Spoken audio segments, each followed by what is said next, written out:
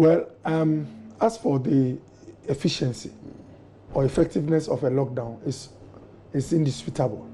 Even the professor who preferred or prefers herd immunity would admit that when you do lockdown, you are able to slow down the rate of transmission. That one is agreed. Now, there are two things you achieve with a lockdown. You can achieve containment or suppression. Containment is where the degree of spread is controlled, such that people are getting it, you get your herd immunity. But because it's controlled, you have the opportunity to take care of those who are severely ill. Suppression is what happened in China. You drive down transmission to zero so that you cut transfer or infection to other people. The risk with suppression is that you take it out, but those who have never been infected, the next time they get infected, they can be seriously ill. What we refer to as another second or a possible outbreak. What we are doing in Ghana is trying to ensure that we limit the transmission to as close as zero as possible, so that we don't get a situation where we are overwhelmed with cases and overwhelmed with serious... But talking about limiting the transmission, for instance, the president announces on Friday night, effective Monday, there's going to be a lockdown. We saw everything that happened on Saturday and Sunday. Didn't that even defeat the purpose for wanting to lock us down? All right. So I say that if someone is, let's say, positive and lives in Accra, or is a suspect, or let's say it's not been checked, it's not been tested, came from Europe 3 or 4 weeks ago, and moved from Accra to, let's say, Sunyani. If the fellow goes to Sunyani, the risk is moved from Accra to Sunyani. Once generally people are complying to a limited movement, they reduce the risk as they would have done in, Accra. So if you are in Accra, you have a risk.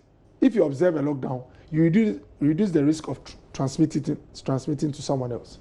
If you had escaped the 48 hours and gone to Sunyani, once there's limited movement, again the same thing happens. But my brother, everywhere in the world, they don't surprise people with a lockdown, especially when your infrastructure or architecture of society does not allow it. So I'll give you an example.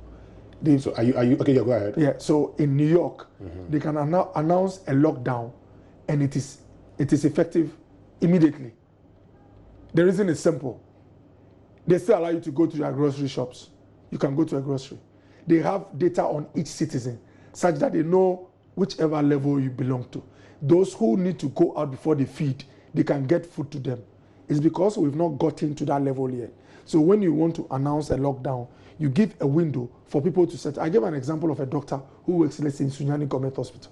If he came to Accra to attend a meeting and you want to lock down, it's in your interest to let your people settle in a natural environment. Natural environment, we say, that's where he operates.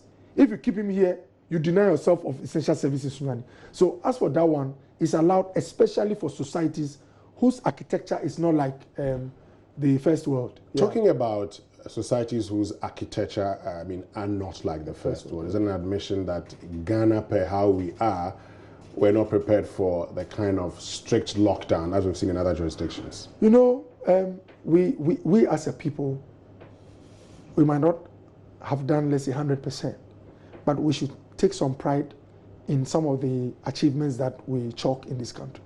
My brother, you have an idea of the traffic in Accra. I move on a daily basis. When you hit the streets today, Accra looks like a ghost town.